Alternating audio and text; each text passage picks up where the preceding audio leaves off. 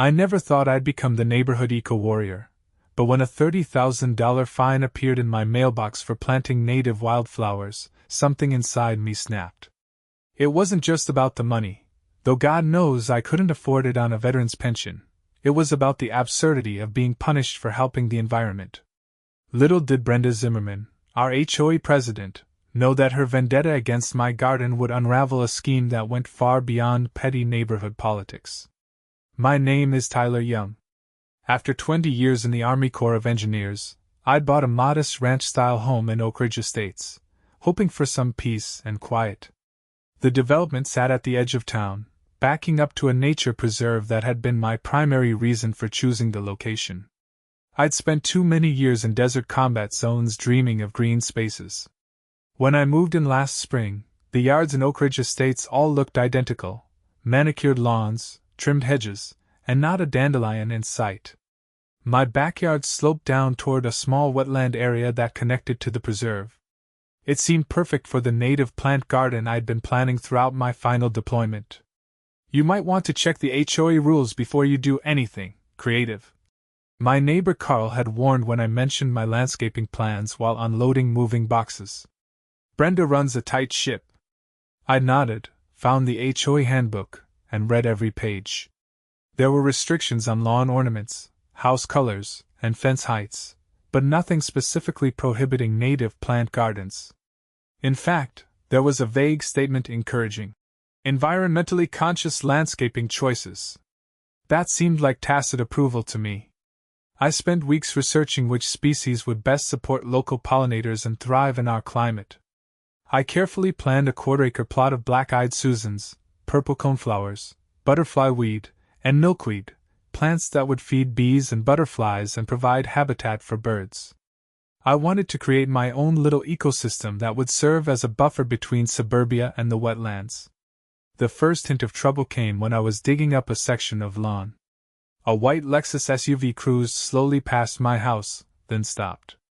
A woman with a blonde bob and oversized sunglasses stepped out, marched up my driveway, and introduced herself. "I'm Brenda Zimmerman, president of the Oak Ridge Estates Homeowners Association."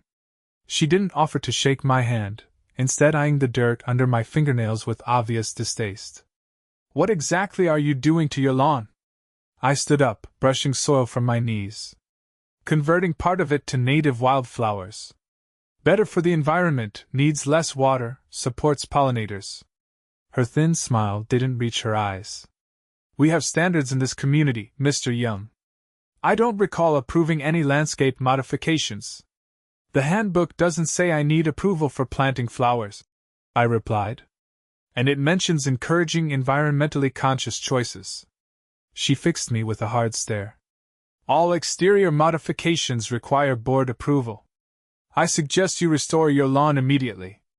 After she left, I double-checked the handbook. While there was a general statement about needing approval for structural changes, nowhere did it specify that planting flowers required permission. I decided to proceed. Over the next few weeks, I removed about a quarter of my backyard lawn and planted my carefully selected native species. The area looked a bit rough at first, young plants with patches of mulch between them, but I knew that by midsummer, it would be a riot of colors and life. 3 weeks later, I received my first formal letter from the HOA, citing an unauthorized landscape modification, and demanding I restore the lawn within 7 days or face a $100 fine. I wrote a polite response explaining the environmental benefits of my garden, and noting that nothing in the HOA rules specifically prohibited native plants. The reply was a second violation notice and a $250 fine. This time, I requested a hearing at the next board meeting. Walking into that meeting was like entering hostile territory. 5 board members sat at a folding table in the community center, with Brenda at the center, a stack of papers in front of her. About 20 residents filled the chairs, most looking bored. When my case came up, I presented my arguments clearly. The handbook didn't prohibit native plants, the garden was environmentally beneficial, and it was located in my backyard where it barely affected the neighborhood aesthetics. "Mr. Young," Brenda interrupted, her voice dripping with condescension, Perhaps military life didn't prepare you for living in a civilized community with standards. Your garden, as you call it, looks like an abandoned lot. It decreases property values and attracts pests." A murmur went through the room. I felt my face flush but kept my composure. Actually, native plants typically increase property values once established. They're increasingly desirable features for environmentally conscious buyers. And they don't attract pests, they attract beneficial insects and birds. Brenda's eyes narrowed. "The board has made its decision. Remove the weeds and restore your lawn, or the fines will continue to accumulate." I left that meeting seething but determined.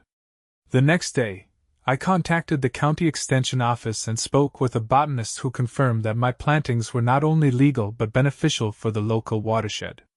She even offered to write a letter of support. Over the next month, my garden began to flourish. The coneflowers and black-eyed Susans bloomed, attracting bumblebees and goldfinches. Monarch butterflies laid eggs on the milkweed. It was exactly what I had envisioned, a small patch of life in the midst of sterile suburbia. The fines kept coming, $500, then $1,000, then $2,500. Each time, I responded with letters challenging the basis for the fines and including more documentation about the environmental benefits of native plants. I also started talking to my neighbors, many of whom expressed support for my garden after seeing it bloom. Then came the letter that changed everything. A certified mail notice requiring my signature, containing a formal legal notice of accumulated fines totaling $30,000 and a lien against my property. The letter stated that if payment wasn't received within 30 days, foreclosure proceedings would begin. I sat at my kitchen table, staring at the numbers in disbelief. How could planting flowers possibly warrant losing my home? The amount was clearly designed to be impossible for me to pay.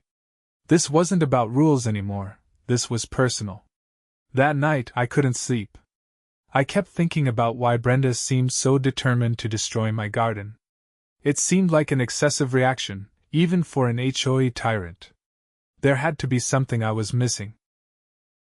The next morning, I started digging, not in my garden, but into Oak Ridge Estates history. I visited the county records office and requested all permits related to the development, particularly those involving the wetland area that bordered my property. What I found was interesting. The original development plans had shown a larger buffer zone between the houses and the wetlands, about 50 feet wider than what currently existed. Somehow, during construction, the development had encroached further toward the protected area than permitted, allowing for several additional lots to be sold. One of those lots was mine.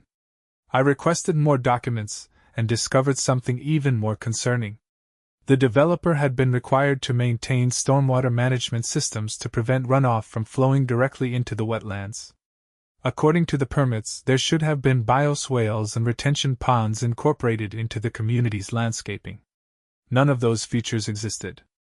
I made an appointment with the County Environmental Compliance Office and brought my findings. The officer I spoke with, Sandra Phillips, seemed immediately concerned.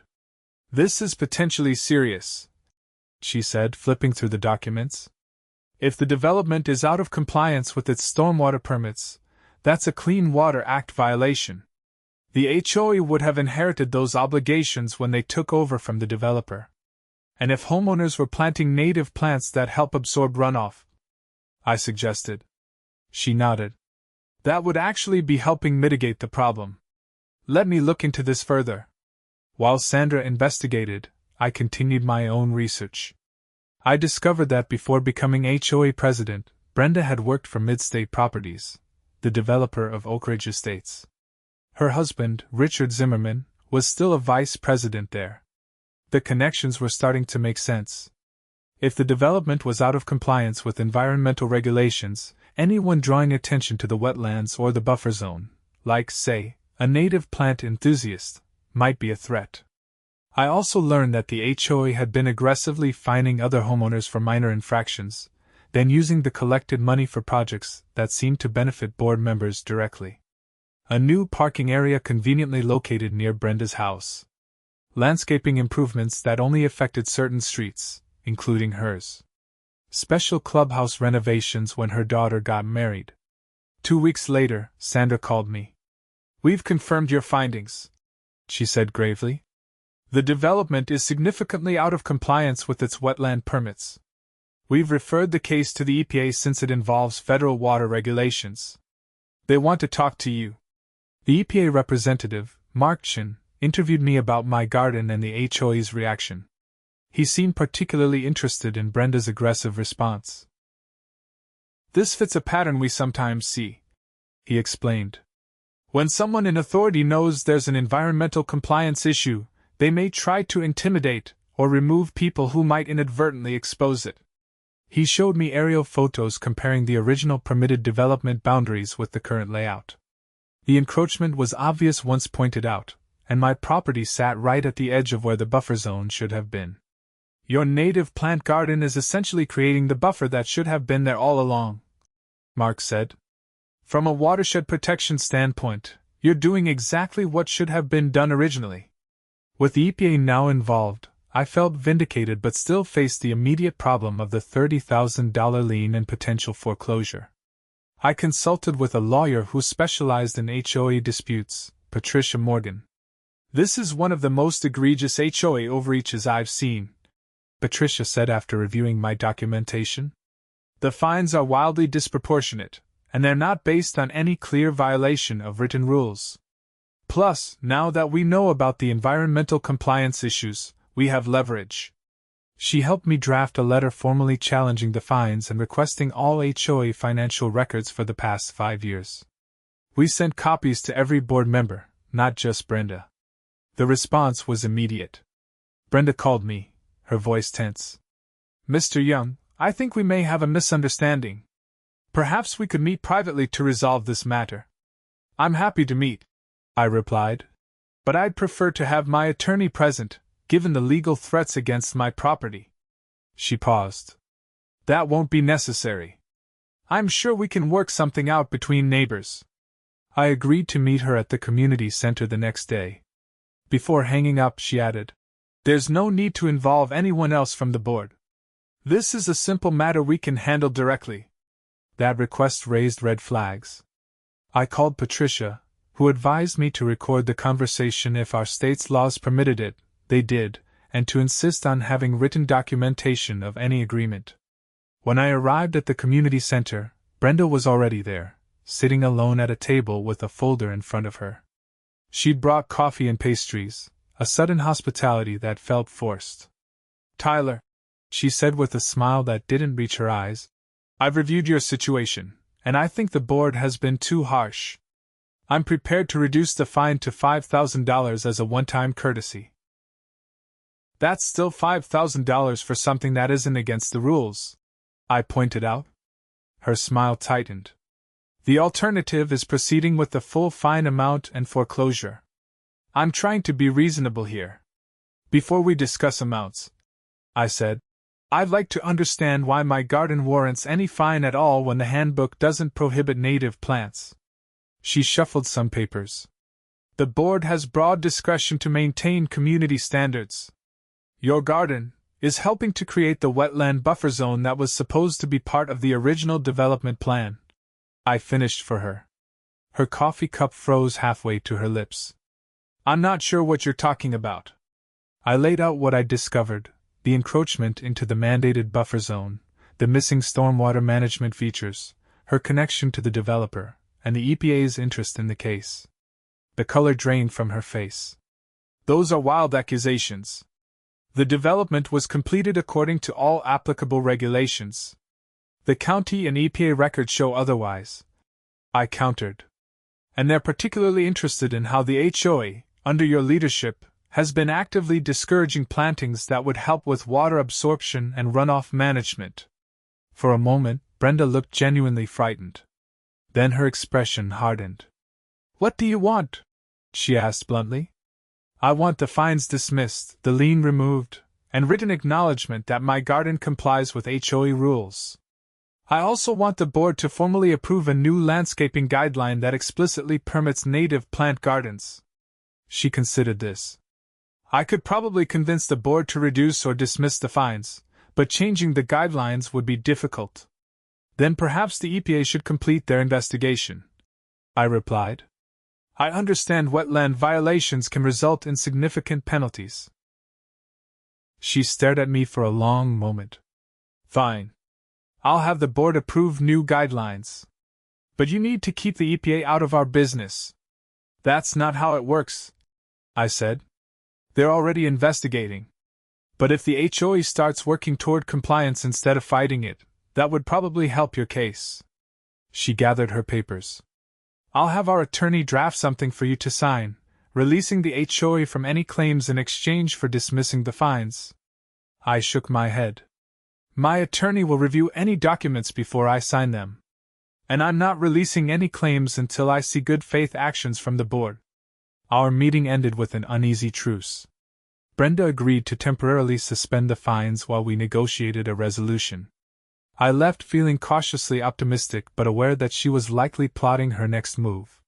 What I didn't expect was for her to escalate dramatically. 3 days later, I returned home from grocery shopping to find a landscaping crew in my backyard. They had already torn out half of my native plant garden and were loading the uprooted plants into a truck. I ran across the lawn, shouting for them to stop. "What the hell are you doing? This is my property." The crew foreman looked confused. "We have authorization from the Oak Ridge Estates HOA to remove unauthorized plantings and restore the lawn. They said the homeowner had been notified. I'm the homeowner, and I never authorized this." I pulled out my phone and started recording. "Who exactly hired you?" "Ms. Zimmerman," he replied, showing me the work order with Brenda's signature. "Look, man, we're just doing what we were paid to do." I called the police immediately to report the trespassing and property destruction.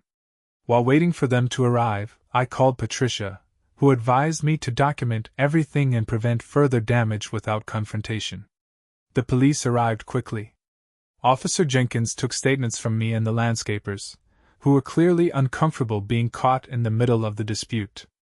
"This is a civil matter regarding HOA rules," the officer explained. "But entering private property without proper authorization could potentially be trespassing. I'd advise you to stop work until this is resolved legally." The landscapers packed up and left, but the damage was done. Half my carefully planned garden was destroyed, rare native plants that had taken months to establish ripped out and hauled away. I was devastated and furious. This was no longer just about HOA overreach. This was malicious destruction of property. After the police left, I emailed photos and videos to Patricia, the EPA, and Sandra at the county office. Sandra replied almost immediately, asking if she could come see the damage. When she arrived an hour later, she brought someone with her, Agent Dominic Reyes from the EPA's Criminal Investigation Division. "This goes beyond a civil HOA dispute," Agent Reyes explained after surveying the destruction. "We were already investigating potential Clean Water Act violations. Now we're seeing what appears to be deliberate destruction of plants that were mitigating stormwater runoff into protected wetlands. That raises this to a potential criminal environmental violation." He asked detailed questions about my interactions with Brenda, particularly our recent meeting where I'd mentioned the EPA investigation. When I told him about the work order authorizing the destruction, he nodded grimly. "That helps establish intent. We'll need to interview Ms. Zimmerman." The next morning, Patricia filed for an emergency injunction to prevent any further destruction of my property and to halt all enforcement actions by the HOA pending resolution of our dispute. The judge granted it that afternoon. Meanwhile, I started replanting what I could salvage, but the garden would take months to recover. Neighbors I barely knew stopped by to express support, many revealing their own stories of excessive fines and harassment from Brenda's board. "She threatened to put a lien on my house because my Christmas lights stayed up 3 days past the January deadline," said Nancy, an elderly widow 2 doors down. "I was in the hospital with pneumonia. She fined me $500 because my trash cans were visible from the street for a few hours on a non-collection day," added Miguel, who ran a small accounting business from home. "When I appealed, the fine doubled." I began to realize the extent of the problem. Brenda wasn't just targeting me. She had been using the HOA as her personal fiefdom, intimidating residents and collecting excessive fines that somehow never seemed to result in community improvements. 2 days later, I received a call from Agent Reyes. "We've uncovered some concerning financial irregularities in the HOA records," he said. "It appears that fine money has been diverted to accounts connected to both Ms. Zimmerman and Midstate Properties. We're coordinating with the county sheriff's department now, as this may constitute fraud." He asked if I would be willing to attend a meeting at the county offices the next day with representatives from the EPA, the sheriff's department, and the county prosecutor's office. I agreed immediately. The meeting revealed the full scope of what they'd discovered. Not only had the development violated environmental permits, but Brenda had been using her position as HOA president to cover it up. The excessive fines and aggressive enforcement weren't just petty tyranny, they were part of a scheme to intimidate homeowners away from actions that might draw attention to the violations. Even more damning, financial records showed that approximately $180,000 in HOA fines over the past 3 years had been diverted to a consulting company owned by Richard Zimmerman, Brenda's husband. The company had provided no legitimate services to the HOA. "We believe we have sufficient evidence for criminal charges," said Detective Laura Morrison from the Sheriff's Department. "We're preparing to execute search warrants for both the HOA office and the Zimmerman's residence. Given your history with Ms. Zimmerman, we thought you should be aware." I appreciated the courtesy but wasn't sure why they were telling me this until Agent Reyes explained further. "We'd like your permission to use your case as the entry point for serving the warrants. Specifically, we want to have a formal meeting with the HOA board about your $30,000 fine, where we can then serve the warrants and take Ms. Zimmerman into custody." The plan was for me to request an emergency board meeting to address the lien on my property, with representatives from the EPA and county present to discuss the environmental aspects. Once everyone was assembled, the sheriff's deputies would serve the warrants. It felt surreal to be part of what amounted to a sting operation against my HOA president, but after what she'd done to my garden, and apparently to many others in the community, I didn't hesitate to agree. The meeting was scheduled for Friday evening in the community center. I arrived early, accompanied by Patricia. We were soon joined by Agent Reyes, Sandra from the county, and Detective Morrison, who had 2 deputies waiting discreetly outside. Brenda arrived with 3 other board members, looking irritated. When she saw the government officials, she froze momentarily before composing herself. "This is an internal HOA matter," she said sharply.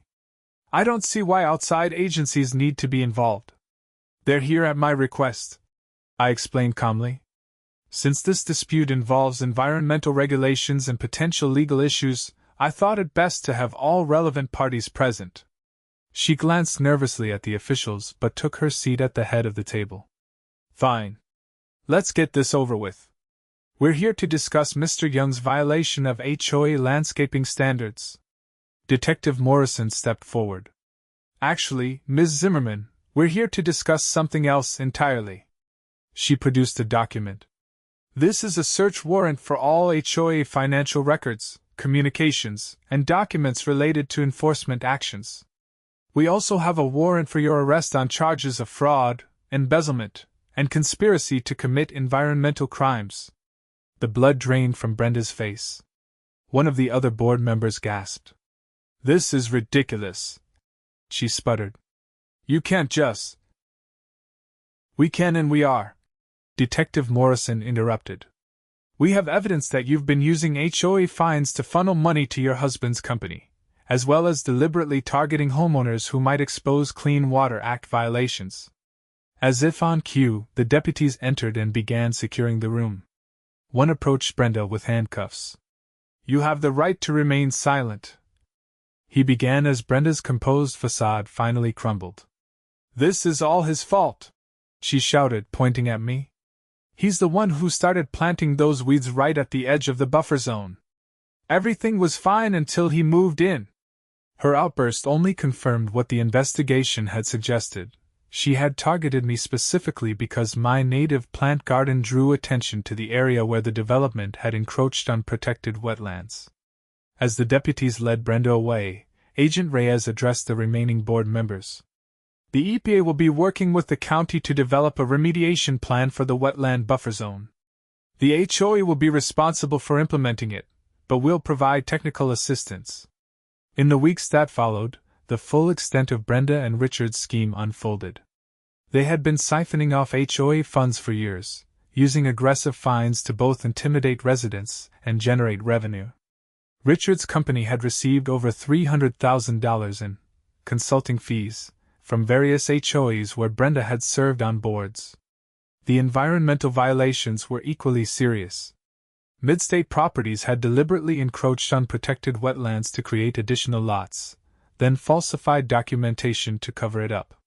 When Brenda became HOA president, she continued the cover-up, using her authority to prevent any activities, like my garden, that might draw regulatory attention to the area.